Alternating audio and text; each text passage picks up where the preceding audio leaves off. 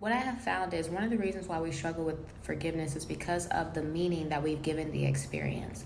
So, for example, when someone breaks up with us, we feel rejected by someone. So that is the meaning that we've given this experience. And a lot of times when we feel rejection, we don't feel we're good enough, because if we were good enough, this person wouldn't have rejected us, right?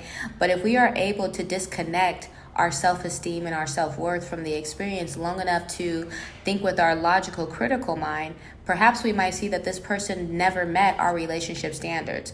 Perhaps we would be able to obtain a new perspective and see that this person actually did meet our relationship goals. And so we were dating this person, but yet we were unhappy. We didn't feel emotionally connected to this person, or the relationship was extremely unhealthy. But we can't see that because all we're focused on is rejection, the unmet expectation, the storyline that's playing in our head about ourselves because of someone else's behavior towards us. What if you stopped associating yourself with someone else's behavior and decided to associate someone else's behavior with themselves? There's another perspective. The perspective is this is repurpose. This is realignment so that I can actually have the relationship that I desire and that I deserve. But because we're looking at what we think we've lost, because we're looking at what didn't go our way, because we are attached to our unmet expectations, it's difficult to see the infinite possibilities that have now opened up due to this breakup. You may have a different perspective because now you're looking at the experience from a different position.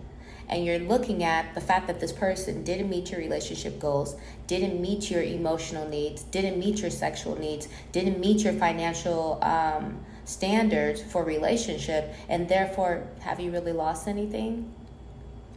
If we stop associating someone's behavior with how we identify ourselves, that anger and a lot of that bitterness kind of releases.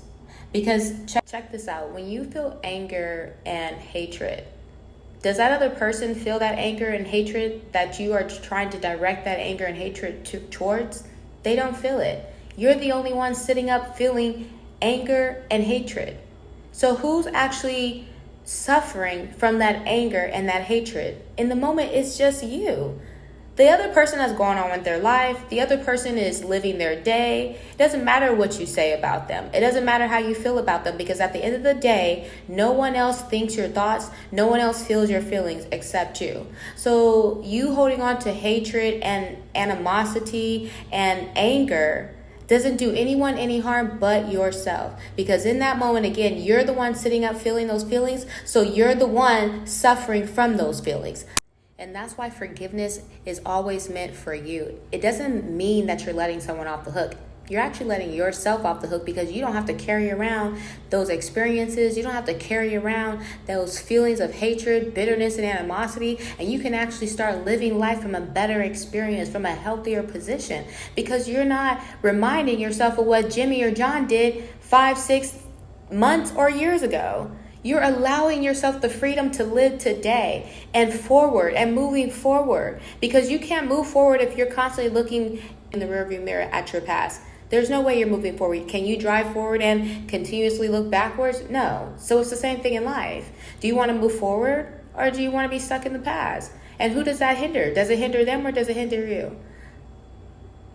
That's why forgiveness is for you. It wasn't your fault, but it is your responsibility to heal.